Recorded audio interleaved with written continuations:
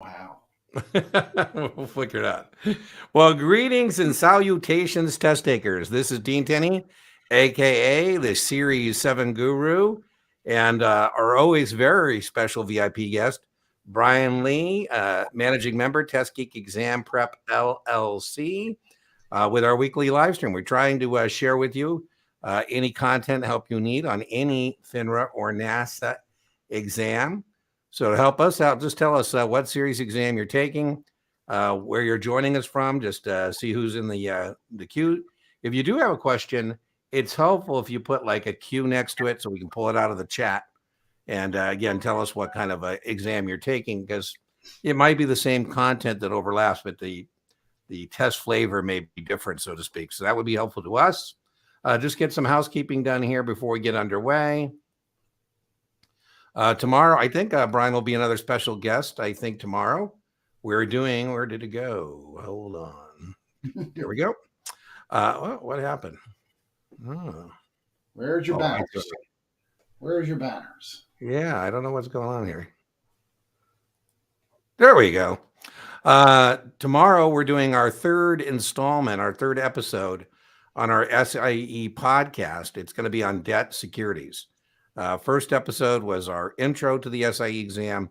Second episode was equity securities, and tomorrow will be debt securities.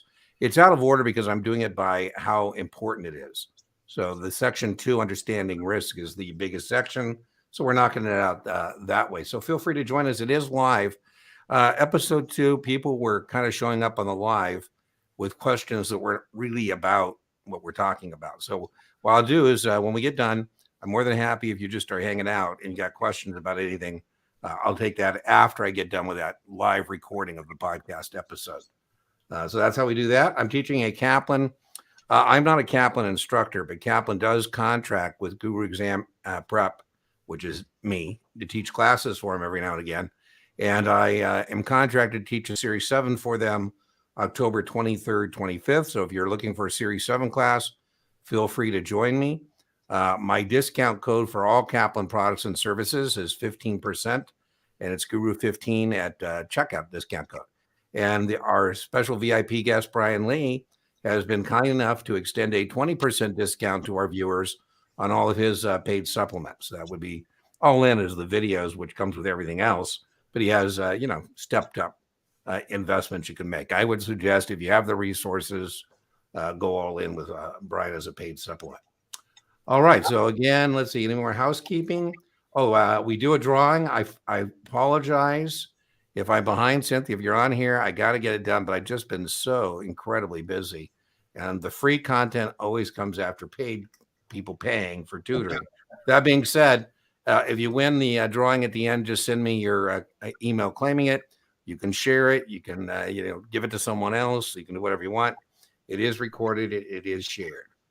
Okay, so I think that takes care of that. Let's see what we got going in the comments. Whitehall, Michigan. Woohoo! Nathan, I know you've been a loyal viewer. I see you on the channel quite a bit. Hi, Dean. Hope all is well. I'm taking my 66 this Saturday. I'm averaging 78. Woohoo! I'm past. Wow. 78. You can't be feeling down. Every day is not a good day, Nathan. So. I would suggest get back on that horse, right? Do another practice exam tomorrow morning when you're bright-eyed, bushy-tailed. But you should be, I don't think you're at risk with those scores. Brian, what do you think? Not at all, especially past perfect. No. Yeah, past perfect is pretty obtuse. So you should, in theory, pick up some points. Yeah, Brian? Of course, you know what I'm going to say, right? What are you going to say? Should get my Series 66 downloadable practice. Yeah, there you go. Nathan, if you... For confirmation. For $20, Nathan, you can buy Brian's PDF of his practice exam, which I do believe is pretty spot on. If you don't want to invest the $20, I think it's 20. I'm around there with the discount. That's right. Yeah. Okay. And then if you don't, you can watch me do it and hit pause, see how you answer it, hit play, and you can score it up that way. If you're doing it that way, please don't reach out to me if you got issues with Brian's question. Reach out to Brian. He's more than happy to talk to you about his content and his questions. Every once in a while, I haven't had my cup of coffee and, somebody send me a question about Brian. Go, hey, there's a link on the page. Go talk to Brian. So Brandon, I'm not a member of the Achievable cult. There's a little bit of a cold status with Achievable. I'm not a member, so I'll start with that. I love Brandon. I think Brandon Ritt, the guy who writes it, is great on the narration, the narrative content. I have no issues with his content. The only issue I have, and if it's a paid supplement, let me just start there. On SIE, I have no issue with Achievable whatsoever. But again, you don't need much. It'd be hard to put you at risk on an SIE. I mean, because I have 3 playlists. You could almost pass with my 3 playlists on the SIE. So that's not where I have an issue. On Series 7, I have an issue with correlation on their practice exams. And so, if you're using it as a paid supplement, that's not a problem. But if you're using it as a standalone, and I think you can be a risk if you're relying too much on those practice test scores. That's why, like Brian, I think a Kaplan QBank and Brian's paid supplement comes in at about the same price as Achievable. And I would suggest that is a better option as a paid supplement. If you're using Achievable standalone on Series 7, I'm just giving you a heads up that I'd be worried. I had a young lady, Brandon, she was really struggling with Kaplan practice questions and practice tests. And this is anecdotal. I mean, I got 3 or 4 stories like this. It's anecdotal, but it's real. And she went to Achievable and she was so happy because her scores rocketed. They went up like, 20 points. And I go, well, please do me a favor. I know you hate Kaplan. I don't know why you hate Kaplan, but you're not coming back to Kaplan. I get it. But do me a favor. Do Brian's practice exam just so we can get a score, a third score, a Kaplan score, an Achievable score, and a Test Geek score. And unfortunately, the score she got on Brian's exam was the score she got on the actual exam, which is good if it's a passing score. Not bueno if it's not a passing score. So that's my comments on Achievable. Do you have any comments on Achievable, Brian? I'm finding the same results too. Okay. Yeah. So again, don't take away from that. I am a Achievable hater. I'm not. Like I said, love Brandon. I think it's a great thing as a supplement. I'm not sure on the NASA exams what the correlation is. So my only issue is correlation from practice tests to actual tests. And Dean, just to make sure everyone knows, we're not haters of particular material. Yeah. We like correlative information. If you score X on one, that we know with a reasonable good probability that you're going to score Y on the real test. That's what we're always looking for. And Achievable just doesn't always achieve that, especially with the Series 7. SIE, not so bad. Series 7, Series 65, 66, there's a little bit too much variance for us. There you go. I love how Brian works into a test term there, variance. Series 65, 66 test takers, standard deviation. Exactly. Anything there's a high, let me see, you're the math geek, not me, Brian. Would this be correct to say that it has a higher standard deviation? Exactly. Ooh, watch out, world. and I always tell people, because when I first started doing this years ago, the boss would come to me and say, hey, is this guy going to pass? Is this gal going to pass? How would I know, with a high degree of probability if I didn't see practice finals that I relied upon that were close to the actual test? There you go. That's what we look for. Yeah. All right, Carla. I waited all weekend to share. I slayed the dragon here in Columbus, Ohio. Passed the 7. Kudos. Yes. Victorious test taker in the house. Yeah. I know why you don't want to believe Brian and I about exams, but it's always good, Carla, when a victorious test taker comes in and says, hey. So if she hangs around the chat, feel free to reach out to Carla. If you have any questions about the Series 7 that she experienced, remember, every draw is different. So, be careful that you don't put too much into somebody's draw, because, sometimes you might get something different. So kudos. Fire up the T, indeed. I think the best way to score well on options is to not be struggling with contract specifications. What I mean by that is, that a short put is an obligation to buy the stock, for example. And then can you track money in and out? If you can track money in and out, that's the T that Brian's firing up there. There's no option question that you won't be able to solve. I mean, no matter how sophisticated it is. Brian, even when I'm helping somebody on Series 4 or Series 9, I say, hey, fire up the T. You know what it does, Dean? It takes all of that stinking thinking out of it for you. Yeah. And by the way, people start getting in their own way. I suggest doing it on a per share basis that when you're tracking money. I do too. However, I had a young lady who had an odd one where when you get like 200 shares in one contract or vice versa, there's where you might have to put all the numbers into the T. A lot of material on Past Perfect, indeed. Well, rock solid. I would think disclosures, Blake, and unethical business conduct. Unethical business conduct. That's about 20 plus questions. Yeah. What do you think, Brian? Yep. And then right behind that, definition of persons. Yeah. We got a great evening course that Brian did for us. It's free now, but it gets a lot of people who find it very helpful. It's definition and registrations of persons. You can find that in the playlist for the 66, and people found that very helpful. So you might want to check that out. I'll tell you what I'll do, Blake. This is 10:47, and at 10:47 on the replay, I'll link to that video that Brian made for us. All right, so that would be what I would suggest. I'm taking the 66 on Thursday. Been getting high 60s on STC practice exams. Okay. Before I ran into your stuff. Well, I'm not quite sure I understand that. I feel okay. Just need to get down a little registration info. Okay. Well, I'd like you to put, I'd like you to routinely be able to get 70s on practice tests. Right. So don't get me wrong. There's many people who score between 60 and 70 and pass. It's just, we want you to have margin of safety. And that margin of safety comes from being in that 70 plus. Higher the better. I'm not saying low 80s are even better. I'm just saying that's where we'd like you to be. Thank you for joining us from LinkedIn. We broadcast to Facebook. We broadcast to LinkedIn. We broadcast to YouTube and X, I guess, formerly Twitter. But our major platform is YouTube. And if you miss these, they're available as a replay on Spotify as a podcast. So thank you so much for joining us from LinkedIn. Series 6, please speak to retail, institutional correspondence, communications, and approvals. If a leaves a firm, who sends the notice to the ex-customers? The new firm or both? Now, I'll take the first part. I wouldn't worry at all about on Series 6 institutional communication, but I would certainly know that retail communication is two things, the definition and then what follows from the definition. The definition of retail communication is more than 25 to persons in a 30-day calendar period. And correspondence is 25 or less in a 30-day period. Now, what follows from that is if it's retail, it needs principal approval pre-distribution. And if it's correspondence, the principal can do it pre or post. Question, rep leaves the firm.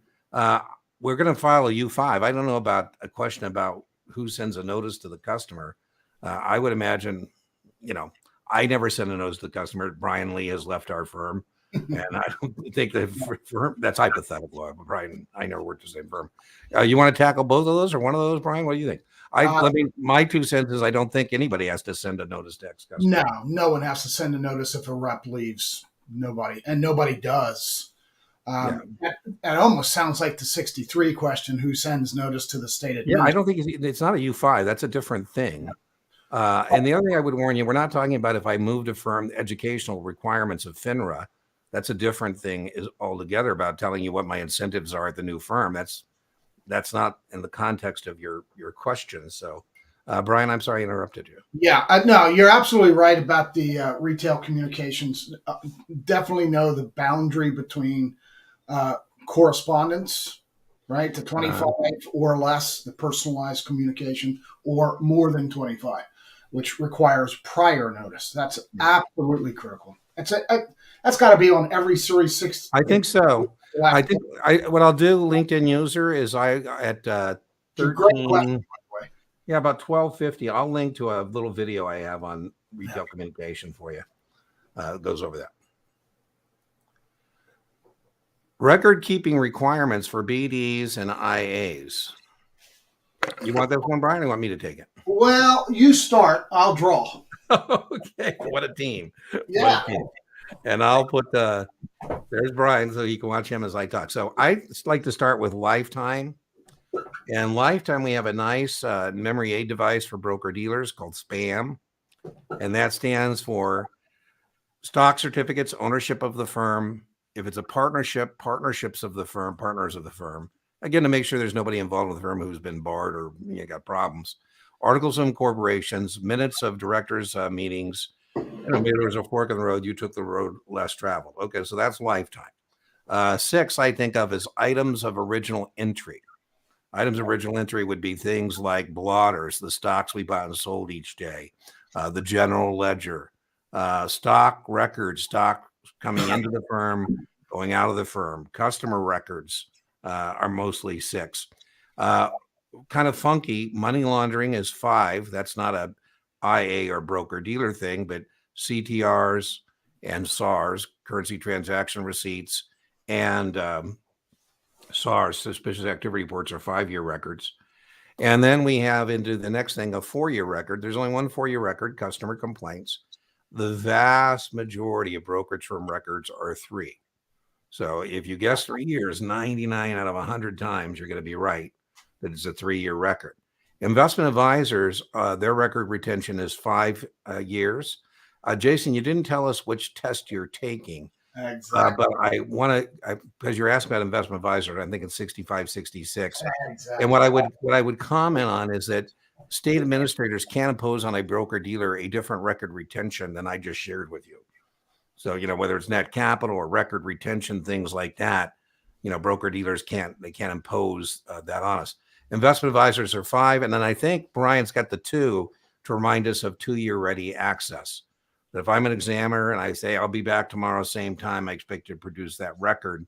That's what we mean by 2-year ready access. If it's a record that is that 2-year period, you can use it offsite, but you better be able to produce it within 24 hours. Brian, want to add anything to that? Yes. If it's specific to the 65 or 66, the most common questions that show up just between you, me, and the lamppost, right? Right. Is the 5 years from the last fiscal year or something. They ask about fiscal years as opposed to calendar years. Yeah. And the other one that's a little tricky that shows up quite often is if an IA goes out of business, how long are they required to retain records? Yeah. And the answer is after they terminate or withdraw their registration, they must maintain records for 3 years. There you go. That one shows up quite a bit. A nugget. There you go. We're not so really supposed to tell you what's on the actual exam. We already asked you, allowed to ask you, like, all right, Brian, you're out of your frame, but that's okay. There you go. Now you're back in the frame. I'm getting all excited now. Not going to lie. At Past Perfect, I still need to use 2-3 additional supplements. Like you guys, Investopedia is a great resource. YouTube, great resource. Yeah. Well, listen, I think Brian and I are kind of on the same page on this. We don't really believe, even if you tell us that you love us, that you're monogamous with us, we think that test takers should use all the resources available to them, free and paid. And different voices. Just be careful you don't get so many voices that you get confused. But that being said, we're big fans. And I think I understand when you're starting out, you may not have resources that hopefully you'll have if you stick around in the business, but it's not time to be frugal on getting either paid supplements or, spending the money. I mean, investing in yourself to get through these exams. So if you need to, I particularly believe with Past Perfect Hope that you need supplements because it's hard to confirm on Past Perfect. I mean, it's better to have too much than not enough. But one way that's helpful to have a supplement on Past Perfect is then you can confirm a little better whether this is Past Perfect getting carried away or not, or whether it's on the broad avenues and highways of the test, which is, Dean, this is a perfect example. I used Investopedia just yesterday morning. I was in conversation with someone and they came up with a term I wasn't familiar with, a qualified charitable distribution. Oh. From an IRA. After age 70, and what is the maximum amount? I had no clue. I had to go on Investopedia. It's $100,000, by the way. There you go. Yeah. So great resource. I think it's a great resource. Investopedia, I love it. Yeah. I'm dating myself, Brian, but back in the day, before the internet, hard to believe, Oh my goodness. I used to gift all my baby brokers Barron's Dictionary of Finance and Investment Terms. It was a little blue book, and oh man, it was spot on. But I'm sure nobody has that anymore. No. Testing for 66. A lot of material on Past Perfect. I just wanted to take your take on what I should absolutely rock solid. And I think we answered this question earlier. Yeah, I think we saw this. Didn't we answer that? Yep. Took this up a few weeks ago and failed. My company has us on Past Perfect schedule, and I'm noticing my Past Perfect exam scores have hit a plateau. Well, again, I think a supplement would be something to consider there. Sometimes just a different voice, a different narrative.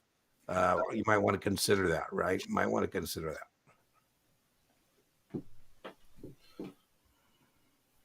that. Scoring the same, if not better, the first time, starting to lose faith. Well, don't do that. I'm sure your firm, if your firm didn't have faith in you, they wouldn't be letting you take it again. So if the firm has faith in you, you should have faith in yourself, right? So if you're going back down there again, that means, the firm is saying, hey, and my guess is you had a score that was 60 plus, because that could be some other variable. When I was a real accountability partner and had, baby brokers or would-be baby brokers working for me, if you got below 60, I would let you go. I'd say below 60 means you just never really kind of powered up on this information. 60 plus, I would send you back down there again. One of my best brokers took the test 5 times. I just loved it because he was so resilient. And he would never blame anybody else. He'd just assume I'm going to let him go down there. And when he finally passed, he would go out to people and say, hey, if anybody knows this stuff, it's me. I had to take that damn test 5 times. Proof that people invest with you because they like you and they trust you, not because you can pass a test. So I wouldn't get too down on yourself. Brian, what do you have any comments on that? Absolutely. And just like we've repeated several times, right? Get a different voice. Get some paid supplements. Get Kaplan's Q Bank. Get something different, right? Dean's videos, my videos. Yeah. Absolutely. And you will then most likely see a little bump in that score. Yeah, and the Kaplan Q Bank, particularly on Series 7, with my 15% guru discount code at checkout, it's only $55.88. Now, I understand that in some people's life, $55 could be a meaningful sum of money. But $55, I mean, if you got it, listen, Brian and I sometimes go out on a Friday. I think I was thinking the same. That's like our first round. We're pretty blessed, but that could be our first round of cocktails. So, but that's the good news, right? When you get to a place in our industry where you will have those resources, Brian, I'm shocked when it's actually 24s. So I had a 24 in social media saying he wants tutoring, but he doesn't want to break the bank. I'm kind of like, I don't even know what to make of that. I didn't even respond. I'm like, okay, so what is your bank? I mean, 24. I hear you. Yeah. All right. Well, thank you so much. Yeah, we do pride ourselves as being teachers, and Brian and I, even though we're very blessed financially, we think of it as a calling. I know I do, and I know Brian well enough to know that he does as well. Yeah. So thank you so much. Thank you so much. Never gets old, does it, Dean? It doesn't. It doesn't. That's We've been doing it for a long time. There's a big payoff emotionally when that gratification when we help people, right? Particularly, Brian, when I'll be out about or something and somebody will pick up my tab and I find out it's some person who took their test years ago and now they're making all kinds of money and paying it forward. So always good. Exactly. Starting the CFA level 1. Oh my God. Wow. Yeah. Well, there you go. CFA. That would be something that scares me.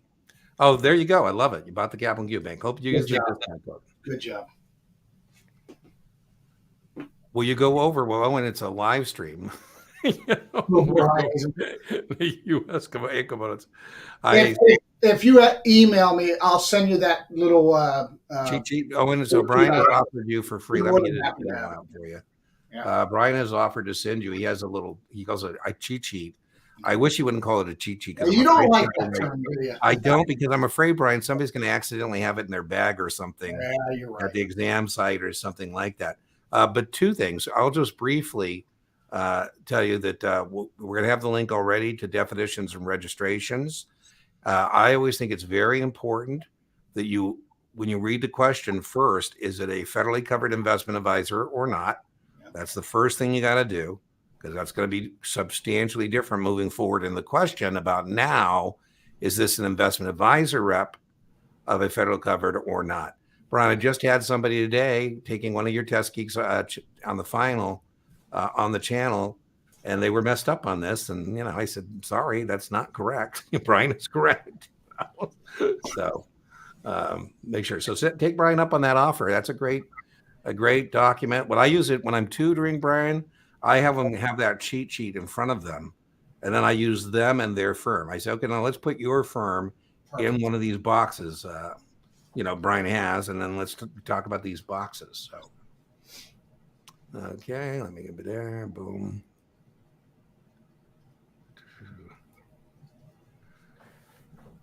Oh man, Carlos, that's resiliency. Love it.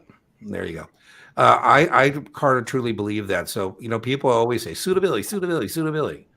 And at 2545, I'll link to a suitability Once you find that out, yeah, but you can't, you can't really answer suitability without knowing the product. For example, there's pivot words like liquidity. When you hear liquidity, you go, oh, can't be a partnership, right? I mean, so there's just, if you don't know that about a partnership, you can't exclude it from your answer. So I think if you really focus on products, the suitability questions become a little easier. So product knowledge, I totally agree, Carol. I'm glad that word for it. And if the answer choices are mutual fund names, like the XYZ large cap growth fund, you have to know what it's for and who that's suitable for, what those names mean. Exactly. Right on. So Brian Lee's practice exams, almost identical to my exam. Ooh, don't tell anybody. Too late. The cat is out of the bag. What would you recommend for the SIE? I recommend Kaplan. Kaplan SIE. You can get a 15% discount code on that. And I'm really proud of my playlists. I have 3 playlists on the SIE. I have a lecture playlist. I have a exam and practice question playlist. And we're working on our podcast playlist presently.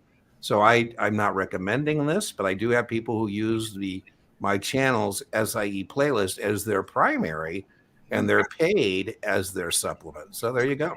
So I think I have a lot of good content on the SIE. But if you always need paid. You need to have a book and a QBank, and I recommend Kaplan. You can, Jason, either buy it from Brian for $20, and it's a PDF. What I like about his PDF, Jason, is what I tell people to do with his PDF when they get it is use it as a poor man's flashcard. Take an El Marco, and I'll marco out the wrong answers and just read the questions and Brian's right answer, night of or morning of or both, and then read the rationales. The other way you can access it for free is you can do it on the channel. Brian's been kind enough to let us put it up there on the channel for you, and you can watch me explicate it where, I read the question, you get pause, you answer, you play, see how you did. And again, if you disagree with me or the exam, then reach out to Brian. Series 7 currently, I'm really struggling understanding the options unit. I really got stuck on straddles. I have the Kaplan Goombank. Do you have any more things? I don't know if you have checked out my videos on that, but I have a link at 2820 to a straddle video. There are 4 things you need to know about a straddle. Can you identify a straddle? Can you calculate the break-evens? Can you determine where it's profitable? We have a very good memory aid device for that. Silos, short inside, long outside. When do you use it? So straddles are pretty straightforward. So how do we identify it? It's when you're long 2 different type of contracts against, like learning a foreign language. That means long a call and long a put, or short a call and short a put. It's called a straddle because you're straddling the strike price. Can you calculate the break-evens? Call up, put down. Strike price plus total premiums. Strike price minus total premiums. Where is it profitable? There you go. What do you call? I call it the matrix. You call it what, Brian?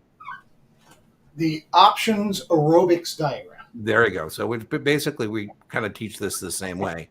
Right. And then when do you use it, right? You buy a straddle when you expect volatility. You sell straddles when you expect it to stay within a trading range.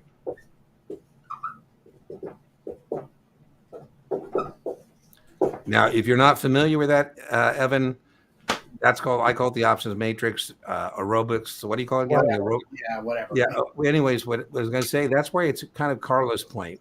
Carla earlier said that she follows my process. My process and Brian's are pretty similar. That's why we're simpatico, and that's why we don't mind sharing or collaborating on things, because we know we're not too different.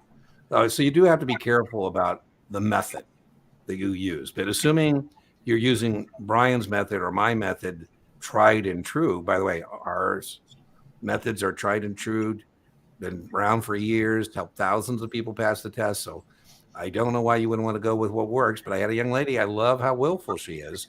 She told me she had her own method. I said, well, that's great as long as you're getting right answers, but you're not. So go with the flow, so to speak. So when I had all these folks come into class, Dean, it was the same thing. Well, I learned it the fire solutions way. Yeah. Well, if it works for you, use it. But you're not getting questions right, so maybe it's not. But there's so many different methods.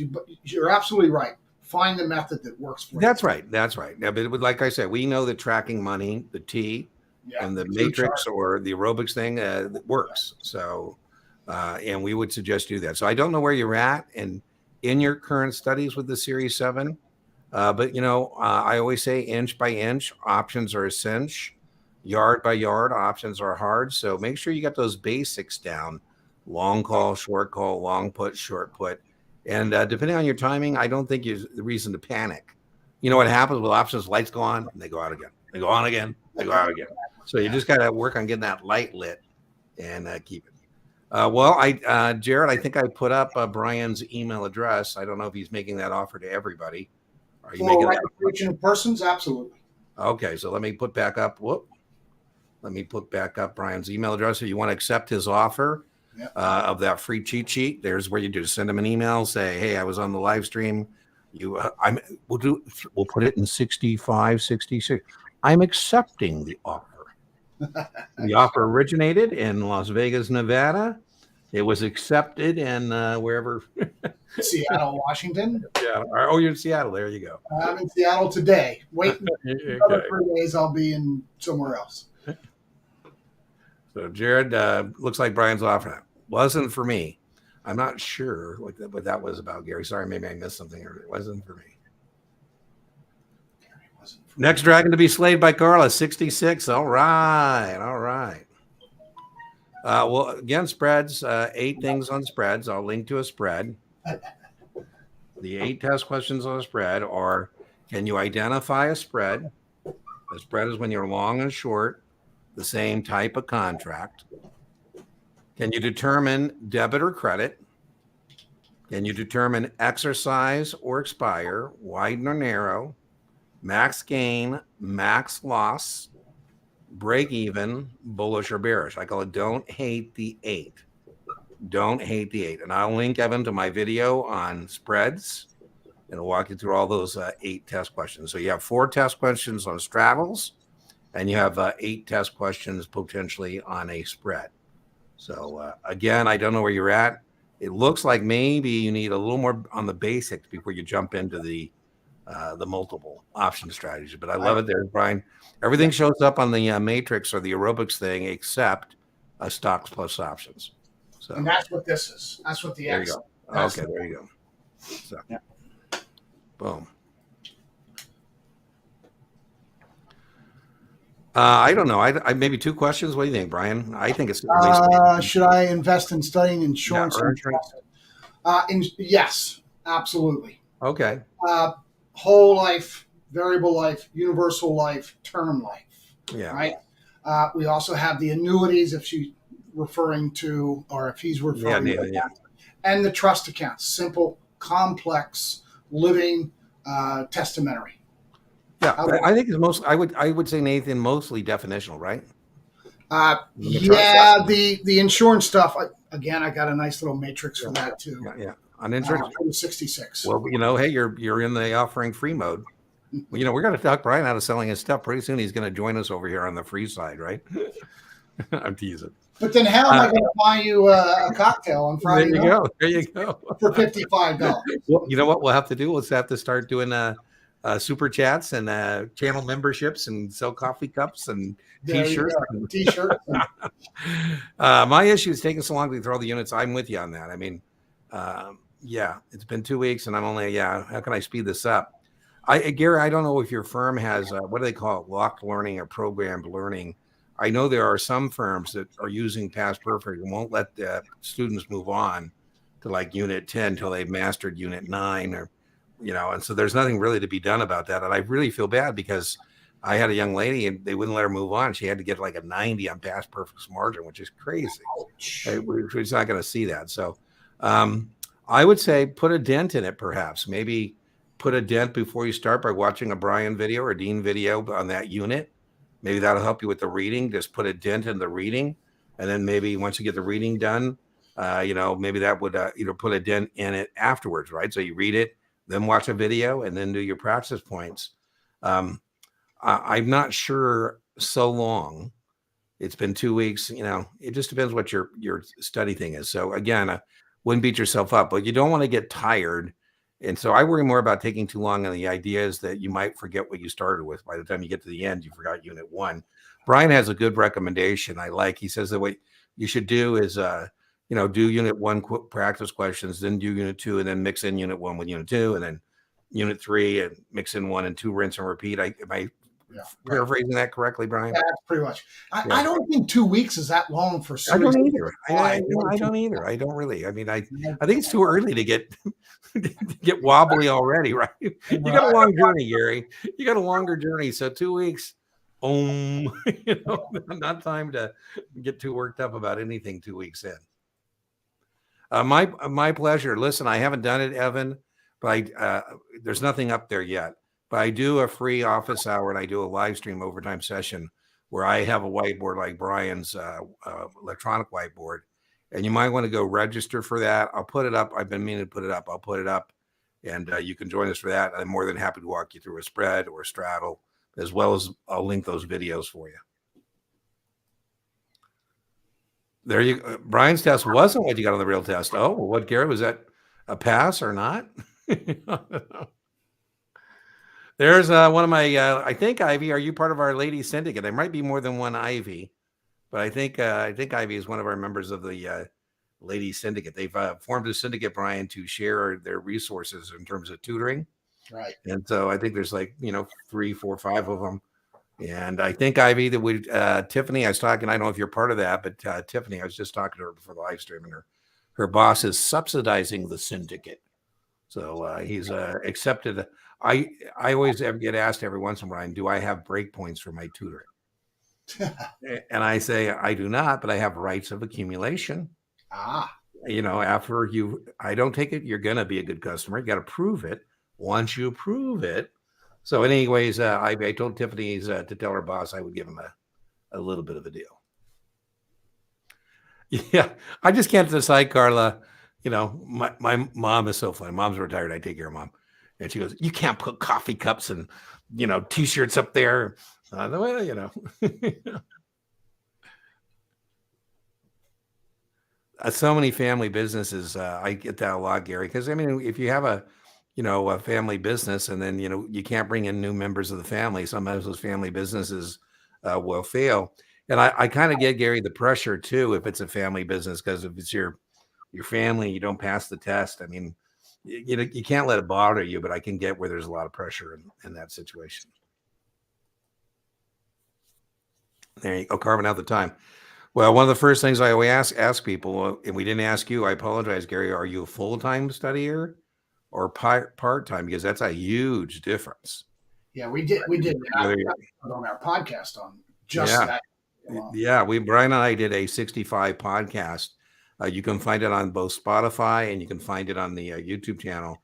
And Brian and I talk about, by the way, it's not just 65, but that's that podcast. But in general, that's a huge kind of thing at the beginning of your study effort to own. How much time am I going to be able to carve out? Because you have to. I had, this was a series 910 sales supervisor. She's part of the senior management team. And I told her, I said, listen, you can't do this without 60, 90 minutes of solid time away from distractions to do it. And then she was bragging that she got that done. And I said, you did? And she goes, yeah, I did 15 minutes on the subway, 30 minutes at lunch, and another. I go, no. So where that's, 45 minutes in the morning and another 45 in the evening, and you got to make it up on weekends, whatever that is, you got to handle it. 10 points. Well, I'm sure we can find you 10 points on the next time out. All right. Well, IB is a member of our Ladies Syndicate. We're going to have to come up with a better name for the Ladies Syndicate. I kind of like that, though. You like the Ladies Syndicate? Yeah. I kind of like Eastern or Western Syndicate? I'm stuck with the 66, and I keep confusing when an IA, an IAR, and BD agent have to register state and Fed. I also need help with exempt securities and transactions. Well, I don't know if this is going to make you feel better, but maybe misery loves company. That's kind of common. People get messed up on that. I told you, Jared, I really have two things, RTFQ and RTFA. RTFQ means read the full question, and RTFA means read the full answer set. So before you jump on particularly NASA exams, I would start by just reading the question once for context. Is this question about an IA, investment advisor, and investment advisor rep, or is it about a BD and an agent of BD? Because again, the answers are different. State and Fed is never going to be the case for an investment advisor. There is no situation in which an investment advisor is going to be state and Fed. It's one or the other, never both. I have a lecture called Who's Your Daddy?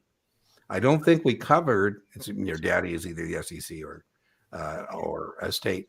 I don't think we covered that in your video, Brian. I think we are on the investment advisory side, but we're not when we did definitions of. We did broker-dealer agent as well. We did. Okay, well, great. So, Jared, we're going to have that linked in the replay. Check that out. Now, BDs are definitely always going to be registered with the SEC. I hear every once in a while somebody, Brian, tell me, that's perfect. That's a question where a BD doesn't have to be registered. Who cares? On the test, there's no such thing as a BD that is not registered with the SEC. Hey, you're getting an attitude. Dude, there you go. And then, Brian doesn't like talking about things that are on the test. He gives me grief sometimes when I go down some road that doesn't lead to a test question. But anyways, then a state, a broker-dealer has to register any state that has an office, period, full stop.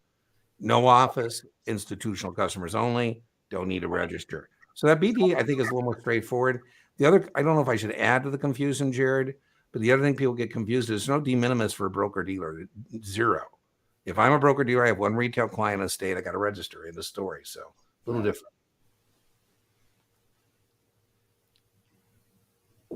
Well, I don't know what advantages or equity REIT have over other REITs. Well, just like any other real estate investment, what is the advantage of owning equity in real estate versus holding mortgages on real estate? I would say the equity REITs have more upside, but again, more upside means more risk. And then other REIT would either be a mortgage REIT or a hybrid REIT. And I would just think outside of the REIT context, the REIT structure, outside of that, it's still real estate. And so in real estate, right, if you can own real estate, or you can lend to people who want to buy real estate, hold the mortgage, hold the paper, or you can do a little bit of both as a real estate investor. So I would say the advantages to an equity REIT has a potential more upside, but also, more risk that comes with that. Yeah. You have any comments on that, Brian? I do. Anybody, by the way, tell me that they've ever had a. Nah, that's where I was going. That's where you're going. It sounds more like a test prep vendor practice question. Yeah. Anything you would encounter on the actual Series 7. I would know for test purposes, all exams for test purposes. REITs provide professional management, diversification, and ease of ownership. Very much the same advantages that a mutual fund offers, except instead of being a portfolio of securities, a REIT is a portfolio of real estate investments. You're pointing their equity or mortgage or hybrid, right? And it's more liquid. There's non-traded REITs, but REITs that trade provide a liquid way to be exposed to that in terms of asset allocation. And then I would know that REITs, like mutual funds, don't pass through losses. They only pass through 90% of their net investment income. I think that's kind of it, right, Brian? That's it. Yeah. That's REITs 4419. Okay. Well, I don't think we're going to have to do accretion on the test, except for a muni bond purchased at a premium. Evening, gentlemen, taking the 7. I'm struggling with bond math, especially accretion. I think it's more likely if you see that it's going to be a muni bond purchased at a premium. Discount. Other than that, well, either one, but do the math. I'm talking about the math. Right. I do think accretion, you should definitely recognize accretion as it relates to zeros. Right. But if you tell me you missed the 7, Will, because of bond math, I'm going to say, I don't know. I think you have bigger problems elsewhere, my friend. I would definitely be able to do tax-free and tax equivalent yields. I will link to my little video on those because that's very testable. And I mean, there's a lot of bond questions. I don't know so much bond math. There's a lot of bond math in textbooks. We know that. Right. If you include all the different yields, the tax equivalent yields, and they also go into the amortization and accretion. And not to mention bond parity. And, there's a lot of that stuff. You should be able to do parity for sure. That's for sure. Parity. Let's add that there. I'll link to that as well. Well, one other point I would add. So, Brian, this is funny. I tell people you don't need to be able to calculate yield to maturity or yield to call. Right. You definitely need to be able to do current yield. Right. Now, we have what's called the teeter-totter or seesaw. And, what happens is the lady calls me because you told me, Dean, I'd never have to calculate yield to call or yield to maturity. I said, I did indeed tell you that. I said, but let me preface that on the real test. And then she sent me this thing. I said, okay, well, let's just look at this answer. I said, are they really asking you to crunch that? I don't think so. I mean, if we look at this right now, the scenario that this question has, we can figure out the current yield. And we did that. And I said, okay, so now they're asking yield to maturity. It's got to be a number higher than that. And there's only one number higher in the answers than is that. So a lot of times that isn't a math.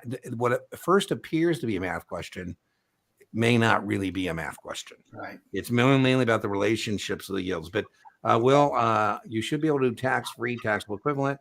You should definitely be able to do parity, and you should definitely have an understanding of the teeter-totter. So there are bond questions, and I'll put 3 little videos there for you that you can watch at your leisure. You want to add anything to that, Brian? About bond? I do go through amortization and accretion on munis. I do amortization downward on a muni. That's right. And I do show that. Yeah, right. I show that. I don't give a math formula because it's probably a little too complex. Usually the question on the test might be one math and one definition question. Yeah. For muni amortization stuff. Yeah. Muni bond purchase at premiums when I show people. So, you can check it out. I'll put a timestamp, Will, where you can find an example of doing the math. A timestamp in the video, so you don't have to watch the whole video if you don't want to. Carla, victorious test takers. There you go. Email again for the cheat sheet. Poor Brian is going to get. That's what it's for. Okay, let's see. Here you go. There's Brian's email. That's me. By the way, I should probably. I think I'm going to go back in the Test Geek practice finals and paste your email at the top. There and you say, go. That's a good idea. Say, don't reach out to me. reach out to Brian. Okay, where are we at? Juan, those are so tough. They're so tough. I don't know. Judgment, there isn't really a way to do that except to get to what you and your best judgment as a sales supervisor think would be the best answer. I don't think there's any trick for it. And I think that's the challenge on those kind of questions. I think I would use process of elimination. You almost always can toss out something. One, I would use process of elimination. Another one I might use is called reduction to the ridiculous. I say, okay, if that's my answer and somebody takes it to the nth degree, can it sustain itself? Because if it doesn't, then it can't be a right answer. So I sometimes would use some of my test taking tricks, perhaps a process of elimination, reduction to the ridiculous. Usually you're going to end up in a scenario where it's a 50-50 and then you just got to squeeze the trigger. Brian, you got any? By the way, that's the biggest difference, one of being a sales supervisor, right? It's not like being a broker in terms of recognition or practical application. We also once used to say, Dean, I don't know if you remember this way back in the day, that some of these supervisory questions, the one that most benefits the customer. Yeah, I like that. I like that. I would think your role one is a little different, right? As a sales supervisor, I love what Brian just said. It's to protect the firm and the client, not the rep. Exactly. So if we have to throw the rep under the bus, there you go. Yeah, so, bye. I joke there are what are called rogue brokers. Rogue brokers are brokers that's isolated, and I can't be held accountable for a rogue broker. I got 12,000 brokers. It's likely a couple of them are bad. There's no such thing as a rogue sales supervisor. So your interest and the firm interest are going to be the same, because if you make a bad call, the firm is going to be held accountable for it, and not you. I like it. I like it. There's Tiffany. There she is. I have a question. She has questions. Under the Investment Advisor Act of 1940, all of the following are exempt or excluded from registration as investment advisors. Exempt persons who give advice to other investment advisors. That's the A choice. B, solely to insurance companies. To customers within one state where the investment advisor is a resident of the state. Why is it answer A? Well, because answer A, remember, they're capable of protecting their own assets, their own interests. And if it says state, I would have tossed out C, just because it's the Investment Advisor Act of 40, which means we're talking federal. Solely the insurance companies. Brian, your comment? I think I would have tossed out C, because it says state, and this is Investment Advisory Act of 40, which is federal. And I would have gone from that perspective, federal. And I would say, well, federal, I'm giving investment advice to other investment advisors. That would be what I would have gone for that. I have one answer to this, and I don't know if any of you will like it. What's that? According to the way this question is written, I have no clue as to why it's answer A. Yeah. Well, it's not like Tiffany. I really don't. I'm just making an argument for A, Tiffany, knowing that it's You're A. far better than I, Dean. Yeah. Well, no, I'm just making an argument. I'm with Brian on that. And I would tell you, I don't know. This is a perfect question or something, I'd say. Yeah, Tiffany, I would also say that the test itself is going to be more interested in state than it is the Investment Advisor Act of 1940. Not that that's helpful at all, but did they give you a rationale, Tiffany? You have my email. Send me the rationale. Maybe they that happens even at Kaplan, where you could get a question and you get it wrong, and then, well, after you read the rationale, you go, okay, but where was that in the question? That's exactly right. And please forward it to me too, Dean. There you go. So, Tiffany, boy, Brian is being so generous tonight with his email and reaching out. There you go. So, if you want to send that, Tiffany, to Brian as well, please do so. Okay, let's see where we're at here. I like to think myself as a very good resource when it comes to definitions and registration of persons in the world. And you come across a question like this or two from time to time. I want to figure out why, but then I'll just put it in my back suitcase, because I know it's not going to be a testable point. Yeah, and what Brian does too sometimes is once he mulls it over, he'll let it go if he doesn't think it's helpful, but he might come up with a version that's a little more straightforward, a little more helpful as it relates to passing the test, perhaps. That's right. Yeah. All right, victorious test. Oh, you just took this past Thursday. This past. Passed. P-A-S-T. Passed. Yeah. Well, Cam, 10 points is that just means we got to find 10 points before next time. What I would do, Cam, while the hurt is fresh, I'm going to link to my video on my 5 recommendations about how to handle this misfortune at 5340. But while the hurt is fresh, I would recommend that what you do is get the test specification document from NASA and use it, Cam, to do a intellectual debrief with yourself. And I would put plus, 0, minus. Plus means you felt you were above par. You can line this up with your printout that you get from them as well. 0 means you were at par, par being passing. Below par means things you need to work on. Then we got to bring everything below par to par. That'll get you some points. Everything that's par, we want to bring above par, and then revisit all that other stuff. So that would be my record. The content outline, Cam, is where you would do that debrief. And I'll also link to my video. It's called You Failed, Is It Over? Spoiler alert, the answer is no. No, Nathan, I don't. But what's it? Past Masters, Stacy, what's her name? Is it Susie? Susie. Yeah. She's a yoga instructor, and she's been posting some videos about so and she's been putting a couple out there. Maybe check her out. She got on YouTube. She's got a couple videos like that. I don't, really have any new agey stuff. Do you have any new age stuff? Kind of? No. I'm not. Yeah, it's Leah, you're never going to have to know true interest cost. Wow. Content. TIC versus TIC. Wow. Yeah. So true interest cost reflects the time value of money. Net interest cost does not. Both Brian and I think this is a legacy Series 7, a question from when it was 6 hours, 2 3-hour sessions. I haven't anybody in years tell me they got anything about how net interest cost, NIC, is different than true interest cost, even though I just answered that for you. True interest cost reflects the time value of money, sometimes known as the Canadian method. Oh, wow. Not on the test. And again, Brian says, why even bring it up? What do you think? You think Brian passed perfect? Yeah, I bet. We're guessing that you're using past perfect just based on that question. Yeah. If it's Kaplan, let me know, because I'll kill the question. I'll send Kaplan an email saying, "Hey, Series 7 guru here. Please delete this question."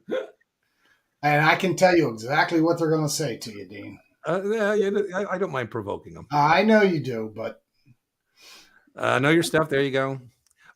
Carla, good point. Carla, I think that's such a great point Carla made about calming your nerves. I want you to overlearn things, because Carla is so right. If you overlearn things and you can add to your confidence level, I think that pays huge dividends in a sense of calm, where you say, okay, I've executed my study plan. Make sure you got a good one when you start, and then when you get there, I'm so with Carla. If you have confidence in your study plan, confidence in yourself, and most importantly, confidence in your answers, I think that takes care of a lot of that. And there's a normal amount of, I don't want to say anxiety, but there's we all yeah. And so, you just don't want it to become debilitating, right? Where you can't move through the questions. Exactly.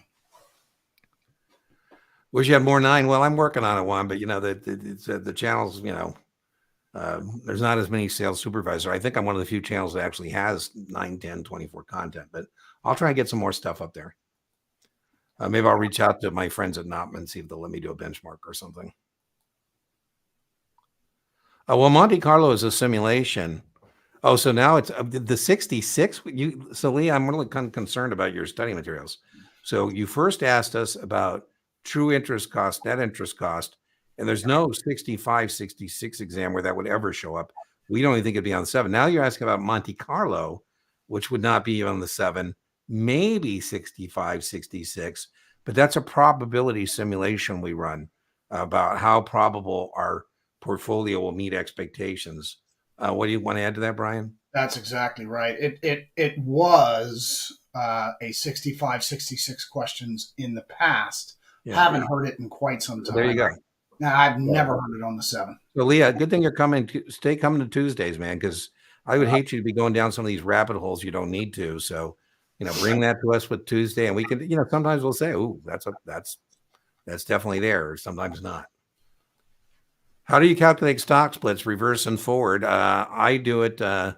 If it's a 3-for-2 split, I take 3 divided by 2, and then I times it by the stock position. That gives me that, and the aggregate would be there. Yeah, Brian and I both have a trick for you, so I'm just going to give it to you briefly again. Let's say it's a 3-for-2 stock split. You take 3 on your calculator, divide by 2, times 100. That's going to come up with 150 shares. The cash is always equal to the aggregate exercise, whatever the price was before, your cost basis. Brian is going because he knows that you can shop the answer set and just pick one that has more shares at a lower price. There will only be one answer that has more shares at a lower price. If it's a reverse split, it would be the opposite. You shop the answer set, less shares at a higher price. Great SIE question. Yeah. this right here, that also can spill over into the Series 7. I agree. I agree. And I would know it's not a taxable event, Yeah. unlike cash dividends that are, right? So right. Yeah. We didn't either. I'm not sure. I'm not sure what, I apologize. I missed something there. All right. 10 is a slog, Ty. I think you got it, but boy, it's a slog for sure. Well, send me the QID. I'm serious. Send me the QID. Let me give you my email. Send me that QID because I will definitely take that up with the subject matter expert at Kaplan. Where's my email? I hope you have more success with that, Dean, than I did. Well, you know what though? I have a patron now who's a senior guy. I know. And he's given me permission to. Yes. We'll see. He said, Dean, I want to hear the good. I want to hear the bad. I was okay. Well, be careful what you wish for, my friend. Of your choice if you get that question. Okay. All right. Sounds like a plan. So Leah, do send me the QID, please. Another one from Tiffany. Which of the following would be considered an investment advisor under the Securities Act? Well, the Securities Act doesn't cover. I'm worried about your study materials, Tiffany. It's the Uniform Securities Act. What's that? I think it's the Uniform Securities Act. Oh, okay. Not the Securities Act of 33. Yeah. Well, I like A right up. Remember, ABC is the way to get these right, Tiffany. ABC. Do we give investment advice? Do we tell people we're in the business of giving investment advice? And are we receiving compensation? So A seems like that. Let's see. B is a broker-dealer, not an investment advisor. The investment advisor isn't a natural person, so C is out. That would be a 65. That would be an investment advisor representative, 65, 66. Clerical's out. So this is clearly choice A. And the way we get this is ABC. Broker-dealers don't give investment advice as a business for compensation. They give advice that's free. It's do a trade, and that's how we get paid. Right? So that is certainly A. Looks like we're with Paffer, and we both didn't agree. Well, there you go. So, you're a member of the Lady Syndicate too, man? Yes, she is. That's another Lady Syndicate. Is growing. Yes, double barrels are on the test. Double barreled has two pledges. The first pledge is a user fee. The second pledge is the full faith and credit. So you're not monogamous. You're using STC and Kaplan. Good. All right. So, Brian, let me go get our giveaway tool. We're at our giveaway time. And choose a live stream we're doing tonight. Do you have any ideas for in the chat, guys, for the way our giveaway works? Accretion. Ooh, I like it. All right. So let me go get that. If you want to participate in the drawing for the coaching call, let me just go get this. Present. Share screen.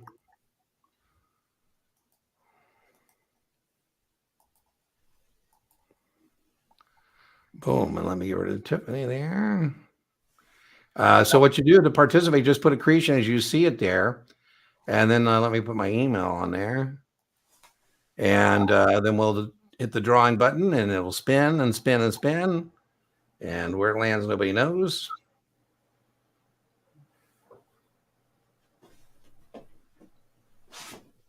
Any more entries? Oh, sorry, I got that. That's not my email. Hold on. There's my email. Okay, last call. Last call. Here we go.